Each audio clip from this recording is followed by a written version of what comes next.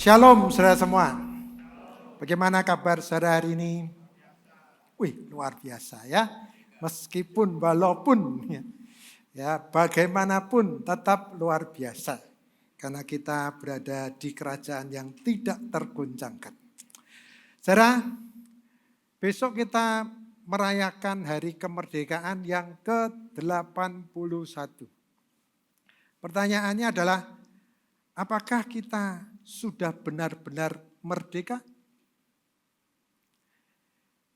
Pagi hari ini saudara, tema kita adalah berbicara tentang dibebaskan dari belenggu dan perbudakan dosa. Ayat temanya dari 2 Korintus pasal 3 ayat 17, bunyinya demikian.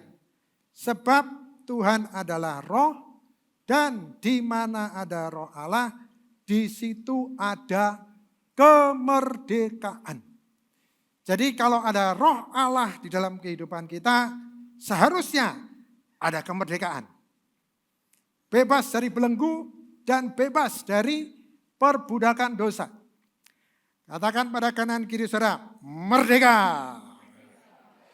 Ya, oke. Pagi hari ini saya akan bahas 3 hal. Yang pertama adalah merdeka dari belenggu. Lalu yang kedua adalah merdeka dari selubung. Sebab ketika selubung itu disingkapkan, harusnya kita bebas dari perbudakan dosa. Lalu yang ketiga adalah merdeka dari ketakutan. Sebelumnya, nanti kan saya akan bahas 2 Korintus pasal yang ketiga. Ada baiknya nanti saudara baca di rumah. Saya tidak akan baca semua, tapi saya akan bahas beberapa ayat yang ada di dalam 2 Korintus pasal yang ketiga. Tapi sebelumnya saya akan berikan gambaran apa yang terjadi pada Rasul Paulus saat dia ada di jemaat Korintus. Jadi saudara, pada waktu Paulus ada di jemaat Korintus, Paulus itu diragukan kerasulannya. Oleh siapa? Paulus menghadapi guru-guru palsu di sana. Dia diragukan kerasulannya karena apa? Yang pertama, karena Paulus itu tidak pandai bicara. Guru-guru palsu bicaranya lebih fasih, lebih memukau, lebih membuat orang terpesona. Sedangkan Paulus tidak. Kalau kita lihat di 2 Korintus pasal 10 ayat 10 dalam terjemahan sederhana Indonesia, itu dikatakan demikian. Ada yang mengatakan bahwa Paulus menulis surat dengan tegas dan keras. Tetapi saat bertatap muka, dia lunak. Dan sama sekali tidak pandai bicara. Dan Paulus mengakui hal itu. Kalau kita lihat di dalam 2 Korintus pasal 11 ayat 6. Kata Paulus, memang aku kurang mahir dalam berkata-kata. Tetapi bukan dalam pengetahuan. Jadi saudara, kalau saudara rindu ya layani Tuhan, saudara rindu memberitakan kabar baik, tapi saudara tidak pandai bicara, jangan kecil hati saudara ya. Karena apa? Karena Paulus pun tidak pandai bicara. Nah itulah yang membuat kerasulannya itu diragukan. Lalu yang kedua, diragukan kerasulannya karena Paulus itu punya kelemahan. Apa kelemahannya? Dikatakan dalam 2 Korintus pasal 12 ayat 7. Kata Paulus, maka aku diberi suatu duri di dalam dagingku, yaitu seorang utusan iblis untuk menggocok aku, supaya aku jangan meninggikan diri. Untuk kelemahan ini, Paulus itu sebenarnya sudah berseru pada Tuhan. Bukan hanya sekali, beberapa kali. Dia berseru pada Tuhan untuk apa? Supaya duri dalam dagingnya itu keluar. Kelemahannya itu hilang. Tapi Tuhan tidak mengabulkannya. Tadi Pak Gembala, Pak Arifin menyampaikan, keputusan Tuhan itu adalah yang terbaik dan benar. Saudara. Jadi kalau saat ini saudara sedang berdoa, mengharapkan sesuatu, dan Tuhan belum jawab, percayalah bahwa segala sesuatu itu mendatangkan kebaikan bagi orang yang mengasihi dia. Kita tinggal introspeksi saja, Apakah kita termasuk bilangan orang-orang yang mengasihi Tuhan, mencintai Tuhan? Kalau memang hati kita mengasihi Tuhan, ketika kita berdoa dan Tuhan belum menjawab, yakinlah bahwa jawaban Tuhan meskipun itu tidak, itu adalah yang terbaik bagi kita. Nah, Paulus sadarkan hal itu. Itulah sebabnya respon yang diberikan pada Paulus tentang tuduhan, keraguan kerasulannya karena kelemahannya itu, Paulus membalik cara berpikir mereka. Jadi kalau guru palsu kan berkata kelemahan berarti Allah tidak menyertaimu. Tapi Paulus berkata justru dalam kelemahan kuasa Kristus dinyatakan. 2 Korintus 12 ayat 9 sampai 10. Cukuplah kasih karuniaku bagimu, kata Tuhan. Sebab justru dalam kelemahanlah kuasaku menjadi sempurna. Itulah sebabnya Paulus tetap mengucap syukur. Meskipun ada duri dalam daging di dalam kehidupannya. Karena dia percaya kelemahannya menjadikan dia sempurna. Karena ada kuasa Kristus bekerja di dalam kehidupannya. Nah, itu gambarannya yang terjadi kata Paulus. Sekarang saya masuk poin yang pertama. Merdeka dari belenggu. Kalau saudara baca pasal yang ketiga dari ayat yang pertama, saudara akan memahami di sana. Bahwa Paulus itu menjelaskan, hukum Taurat itu bukanlah belenggu karena hukum itu jahat. Tidak. Hukum Taurat itu mulia. Tapi menjadi belenggu ketika seseorang menjalankan hukum Taurat itu dijadikan dasar untuk memperoleh keselamatan. Itu jadi problem. Karena apa? Ketika seseorang berusaha untuk melakukan hukum itu dengan kekuatannya sendiri, maka dia akan stres. Karena dia akan bisa. Tapi ketika roh Allah itu ada di dalam kehidupan orang itu, dia akan menerima kelegaan. Karena Roh Kudus itu yang akan memampukan orang itu melakukan kehendak Tuhan. Nah, kita baca 2 Korintus pasal 3 ayat 6 dalam terjemahan sederhana Indonesia. Karena dia memampukan kami menjadi hamba untuk menyampaikan berita tentang suatu perjanjian yang baru dengannya. Perjanjian ini bukan didasarkan pada peraturan dan hukum tertulis, melainkan pada Roh Allah. Menjalankan peraturan lama dan hukum tertulis justru membawa kita kepada kematian. Apa maksudnya ini? Nanti kita akan bahas. Tetapi Roh Allah membawa kita kepada kehidupan. Saudara, Taurat menyatakan dosa tapi tidak memberi kuasa untuk mengalahkan dosa. Kalau saudara baca Keluaran 19 ya, mulai dari Keluaran 19 ya. Itu diceritakan begini, bagaimana Tuhan bicara sama Musa. Tuhan bicara sama Musa bahwa Tuhan akan membuat perjanjian dengan bangsa Israel. Kalau bangsa Israel melakukan ketetapan-ketetapan yang Tuhan buat, maka Tuhan janjikan bangsa Israel itu pertama akan menjadi harta kesayangannya. Lalu yang kedua, Tuhan akan buat mereka menjadi kerajaan imam baginya. Yang ketiga, Tuhan akan buat mereka menjadi bangsa yang kudus. Dengan catatan bangsa Israel itu melakukan ketetapan-ketetapan yang Tuhan buat. Lalu kemudian apa respon bangsa Israel? Nah, ini problemnya. Respon bangsa Israel, dia berkata, segala yang difirmankan Tuhan, aku akan laksanakan. Mereka berpikir dengan kekuatan mereka sendiri, mereka bisa melakukan hukum itu. Nah, lalu apa yang terjadi? Musa menghadap Tuhan ke Gunung Sinai 40 hari. Ya, nunggu nih bangsa Israel, gak sabar dia. Lalu dia minta Harun untuk membuat patung lembu emas. Supaya bisa mereka menyembah patung itu. Padahal dia mengatakan segala yang difirmankan Tuhan akan aku laksanakan. Itu bukan hanya sekali, beberapa kali dia bicara seperti itu. Ya, tapi sayang, dia tidak sadar bahwa dengan kekuatannya sendiri tidak bisa. Apa akibatnya? Nah, saya lihat, waktu Musa turun, marah dia. Dilemparkan Musa 2 loh batu itu kan dipecah. Lalu kemudian di pasal 28, hukuman mereka terima karena mereka melanggar perjanjian itu. Apa yang mereka terima? Pada hari itu tewaslah kira-kira 3.000 orang mati. Nah, saudara bisa bedakan pada waktu peristiwa Pentakosta.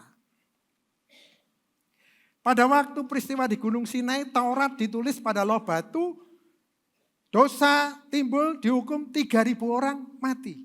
Ini pelayanan penghukuman.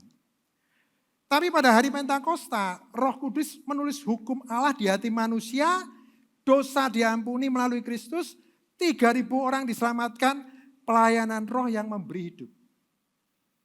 Pada waktu perjanjian lama, orang hidup jadi mati. Tapi waktu perjanjian baru, orang mati, dia beroleh hidup yang kekal. Karena mereka menerima Roh Kudus. Nah, inilah yang dimaksud Paulus dalam 2 Korintus pasal 3. Huruf atau Taurat tanpa karya roh menghasilkan penghukuman. Tapi Roh Kudus membawa kehidupan karena Kristus telah menanggung penghukuman itu di kayu salib. Saudara, usaha manusia memperoleh keselamatan dengan menjalankan hukum itu akan membawa kepada kematian. Perjanjian lama, ini saudara lihat. Segala yang difirmankan Tuhan akan kami lakukan. Di pasal 19, pasal 24. Beberapa kali bangsa Israel mengatakan hal ini. Komitmen manusia berulang kali gagal. Selama dia pakai kekuatannya sendiri. Tapi dalam perjanjian baru, Roh Kudus memampukan kita melakukan kehendak Allah. Oleh karena kuasa Roh Kudus. Nah, saya mau cerita nih, saudara. Saya pernah melayani seorang yang kecanduan narkoba. Dia sebetulnya berusaha dengan sekuat tenaga untuk terbebas dari narkoba itu. Tapi tidak bisa, saudara. Ya. Akhirnya berulang kali dia gagal, ketangkep sama polisi, masuk di penjara. Nah, waktu masuk di penjara, singkatnya dia ketemu seorang wanita. Ini pria ketemu wanita, lalu dia jatuh cinta sama wanita itu. Ya, the power of love kan gitu kan. Keluar dari penjara, berhenti dia, saudara, ya. Dari kecanduan narkoba itu. Pertanyaannya adalah, apakah anak muda ini sudah bertobat? Sekarang dia sudah bertobat, saudara, ya, sudah dipulihkan keluarganya.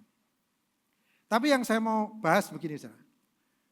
Kalau seandainya pemuda ini berhenti menggunakan narkoba, bukan karena Roh Kudus itu ada dalam hidupnya, tapi karena dia takut ditolak oleh pacarnya.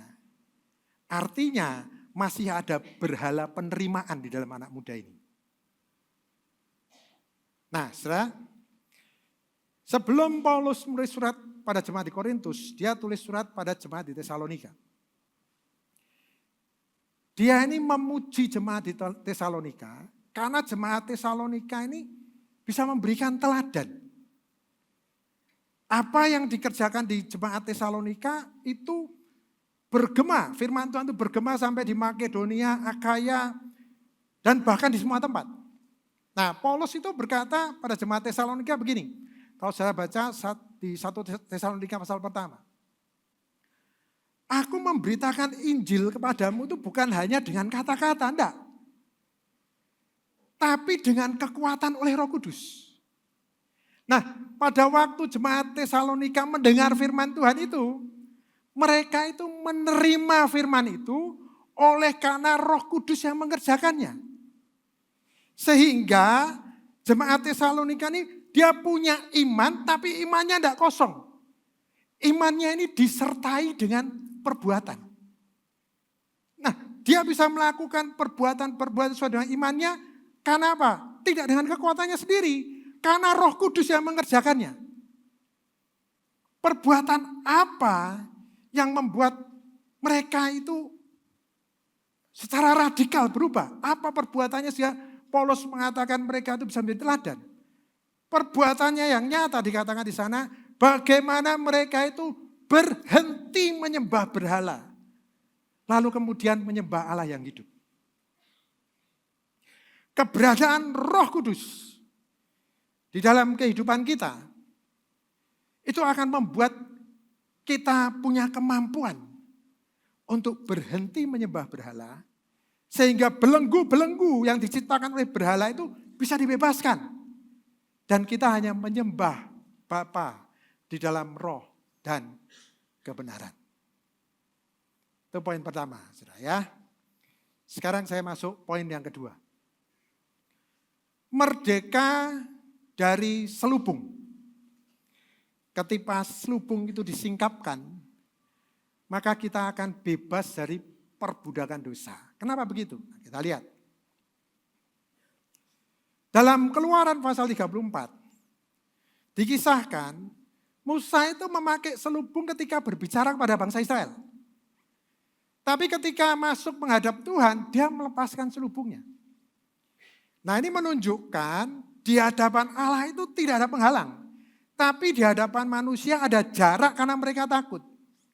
Jadi kenapa Musa pakai selubung? Karena bangsa Israel melihat wajah Musa itu bercahaya saat ketemu Tuhan. Jadi dia takut.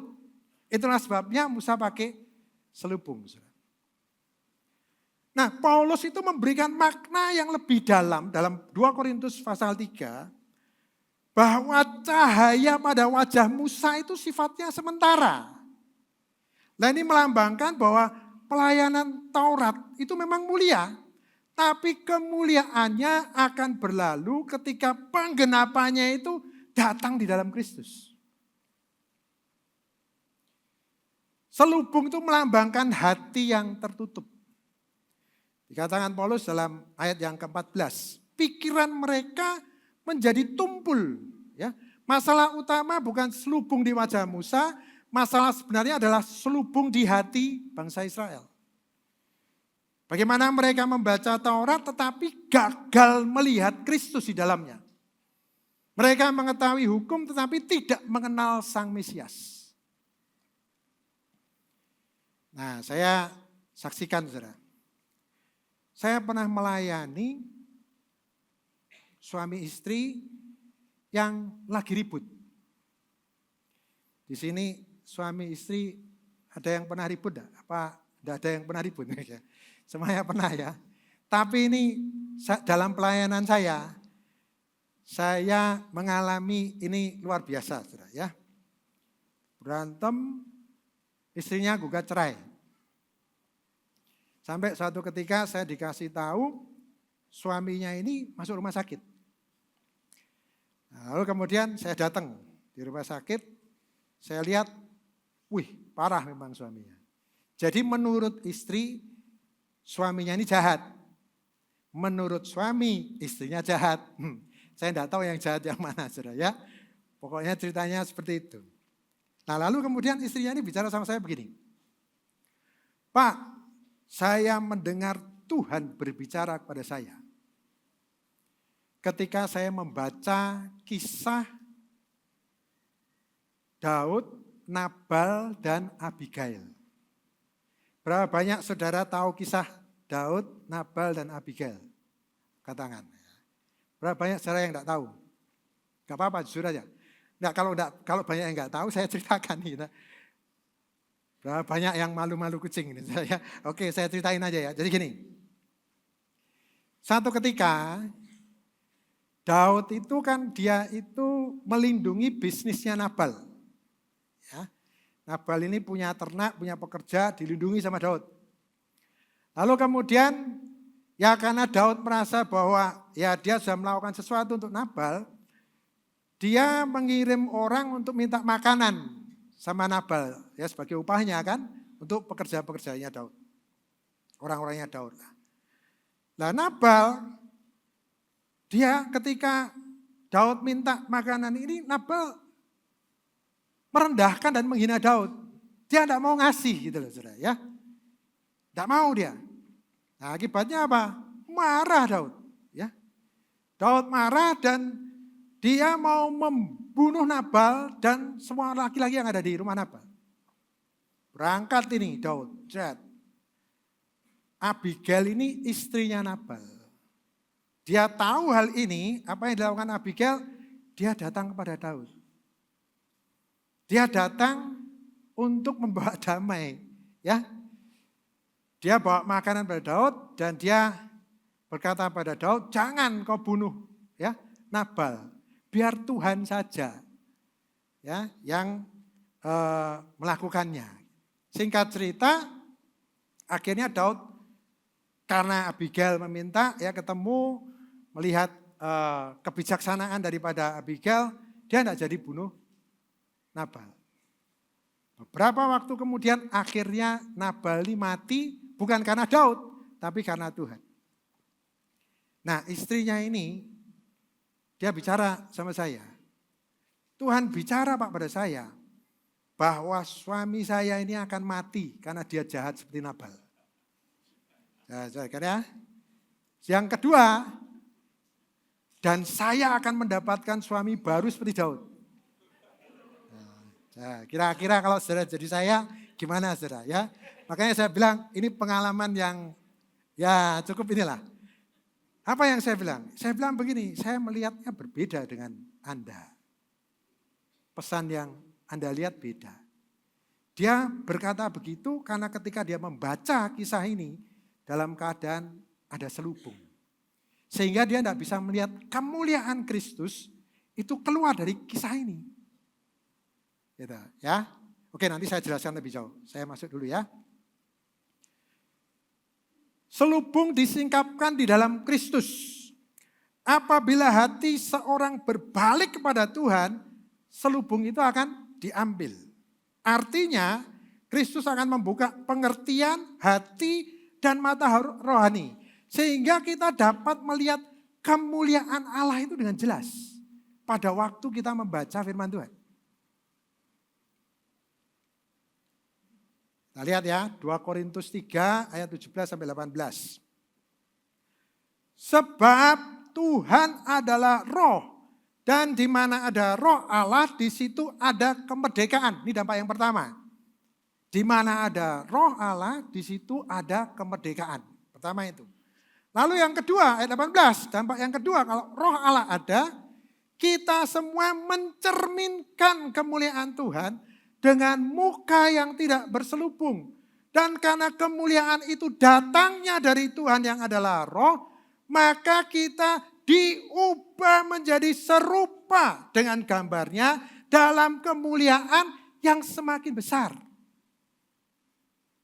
Nah sekarang saya ajak saudara memperhatikan kata mencerminkan kemuliaan Tuhan. Dampak yang kedua. Kalau terjemahan baru itu diterjemahkannya mencerminkan kemuliaan Tuhan. Tapi kalau saya lihat dalam terjemahan KSZI, Kitab Suci, Zabur dan Injil, itu berbeda terjemahannya. Ya, terjemahannya begini. Kita semua melihat kemuliaan Tuhan tercermin dengan wajah yang tidak berselubung.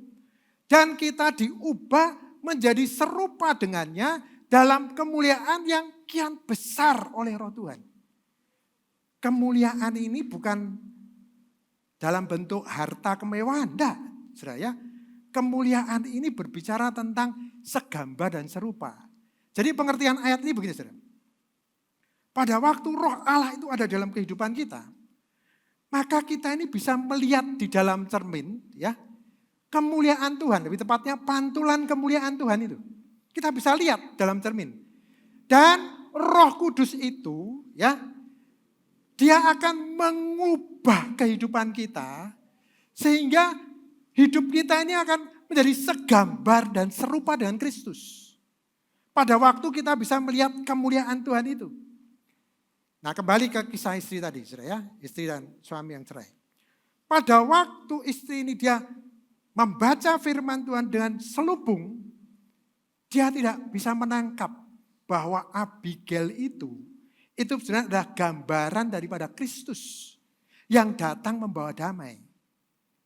Seharusnya ketika dia melihat tanpa selubung, maka dia akan mengerti, oh bahwa yang harus aku lakukan, aku perlu berdoa syafaat untuk suamiku. Supaya dia mendapatkan pengampunan dari Tuhan. Jadi dia diubah oleh Roh menjadi segambar dan serupa dengan Kristus. Karena dia bisa melihat firman itu tanpa selubung. Maksudnya ayat ini pengertiannya begitu. Ya, oke. Sekarang saya masuk ke poin yang ketiga. Yaitu merdeka dari ketakutan. Paulus berkata, karena bagiku hidup adalah Kristus dan mati adalah keuntungan. Paulus mengatakan mati adalah keuntungan. Jadi kalau roh Allah ada dalam kehidupan kita, seharusnya kita tidak takut mati. Berapa banyak di sini saudara yang siap kalau malam nanti dipanggil oleh Tuhan?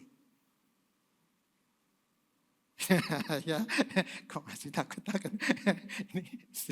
Oke, berapa banyak yang belum siap? Berapa banyak saudara yang cari aman, tidak mau angkat tangan ya? Kita perlu renungkan itu saudara. Ya, karena kalau ada roh Allah, ada kemerdekaan, bebas daripada ketakutan. Hidup adalah Kristus, mati adalah keuntungan. Kenapa Paulus dia berani ini, ya, punya keberanian karena ada roh Allah. Kalau kita lihat pasal 3 ayat 12 terjemahan sederhana Indonesia dikatakan begini. Jadi karena kami sangat yakin pada janji Allah ini yang membuat Paulus itu punya keberanian untuk memberitakan perjanjian yang baru ini.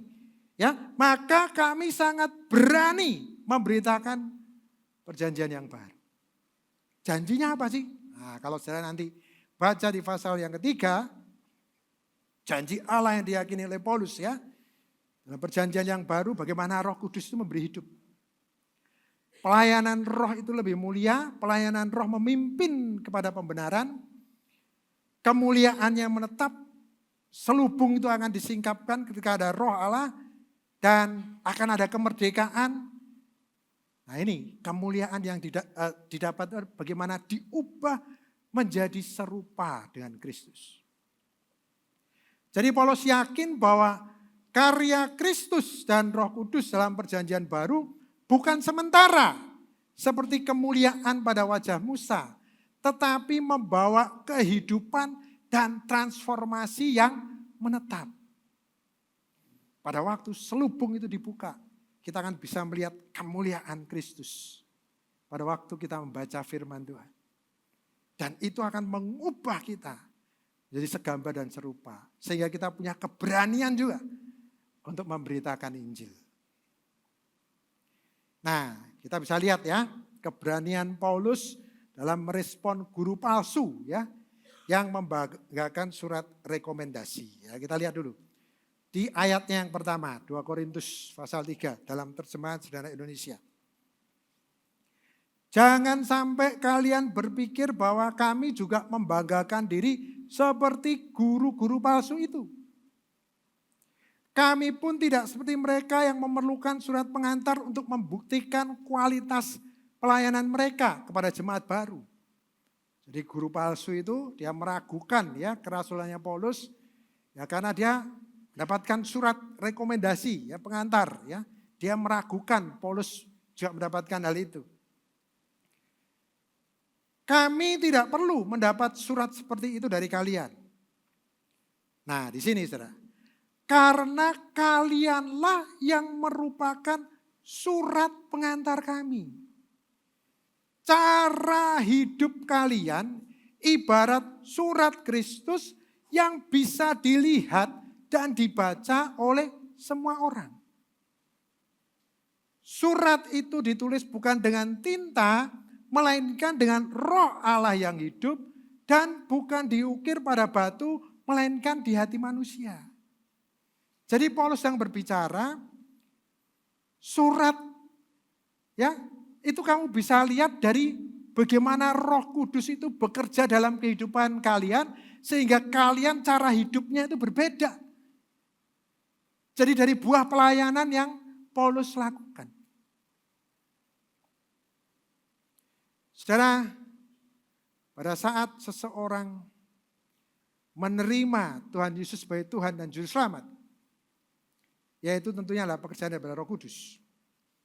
1 Korintus 12 ayat 3. Tidak ada seorang pun yang dapat mengaku Yesus adalah Tuhan selain oleh Roh Kudus. Pada waktu seseorang dia mengaku menerima Tuhan Yesus sebagai Tuhan dan Juru Selamat karena pekerjaan Roh Kudus, maka dia akan mengalami 3 hal. Yang pertama, dia akan dibenarkan. Kedua, dikuduskan. Ketiga, dimuliakan. Dibenarkan artinya dibebaskan dari hukuman dosa. Dikuduskan artinya dibebaskan dari kuasa dosa. Kalau dulunya enggak bisa nolak untuk berbuat dosa, jadi punya kuasa untuk menolak. Berkata tidak pada dosa dan dimuliakan. Ya, bebas dari tubuh dosa. Pada waktunya nanti kita akan diubah ya, memiliki tubuh kemuliaan pada waktu menyambut kedatangan Tuhan. Saya tutup dengan kesaksian. Suatu ketika ada seorang datang pada saya. Dia bukan orang percaya. Dia berkata begini pada saya, Pak, saya ini orangnya itu emosional.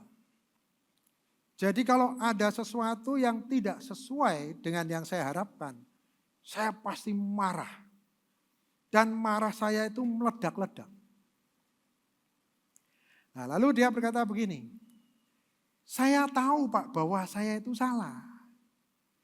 Setelah saya melakukan marah-marah yang meledak-ledak tadi, beberapa waktu kemudian saya ini sadar kalau saya salah. Tapi Pak, besoknya lagi saya ulangin lagi. Gitu, ya. Dan begitu lagi setelah saya marah baru saya sadar, baru saya minta maaf ke orangnya. Ya orangnya sudah terlanjur terluka, saudara ya. Itu berulang kali terus kejadian seperti itu. Lalu kemudian dia tanya kepada saya, menurut Bapak apa yang harus saya lakukan? Langsung sudah saya katakan, Anda perlu Roh Kudus. Ya. Lalu kemudian saya katakan pada dia, ya melalui Roh Kudus nanti akan memberi kekuatan. Anda nanti akan diperkenalkan dengan pribadi yang namanya Tuhan Yesus. Dan Anda akan mengalami kebebasan dari belenggu yang saat ini Anda hadapi. Jadi pertama, ya Anda harus mengenal Roh Kudus. Lalu saya katakan, mau Anda saya doakan? Singkat cerita saya doakan. Lalu saran yang kedua saya katakan. Setelah itu beberapa waktu kemudian saya katakan, yang kedua sekarang Anda perlu ke dokter psikiater. Ya, jadi Tuhan bisa memulihkan dengan berbagai macam cara kan. Saya kasih rekomendasi dokter psikiater ya, saya kasih hamba Tuhan. Ya, nah saya saksikan ini pada saudara, nanti kita kan tidak tahu ke depan nih saudara ya. Firman Tuhan mengatakan akan ada masa-masa sukar di akhir zaman. Saudara harus siap untuk menghadapi orang-orang yang datang pada saudara ya. Dan dia akan minta petunjuk pada saudara dalam situasi kondisi yang seperti sekarang ini. Oleh sebab itu kita perlu senantiasa minta. Biarlah Roh Kudus memimpin menuntun langkah kita. Janganlah kita bergerak dengan kekuatan kita sendiri. Gak bisa kita. Kita perlu bangun hubungan yang intim dengan Tuhan. Kita perlu tiap hari. peka mendengar tuntunan dari Roh Kudus. Sehingga hidup kita bisa menyenangkan hati Tuhan. Kiranya firman Tuhan pada pagi hari ini boleh memberkati kita semua. Amin.